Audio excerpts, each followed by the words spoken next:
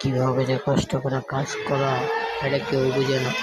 শালা সুপারভাইজারের কথা শোনা, ইনচার্জের কথা শোনা, অনেক পিএম এর কথা শোনা, অনেক কথা, নানান ধরনের খারাপ কথা শোনা।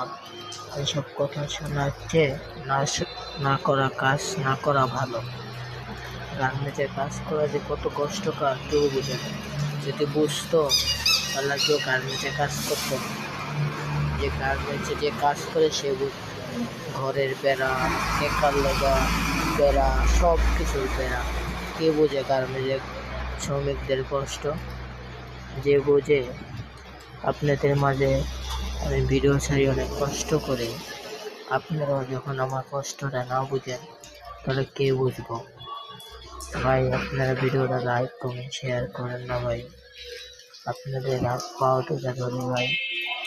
আমি এক ছোট ইউজার ভাই, গার্মেন্টসে কাজ করি, কষ্ট করে ভিডিও বানিয়েছে ছাড়ি। মনে করেন আমার অনেক কষ্ট হয়, পলাই ভিডিও বানানো লাগে ভাই। আপনারা পাশে থাকেন না, লাইক কমেন্ট শেয়ার করেন না ভাই। আপনাদের পাও তুলে ধরি ভাই।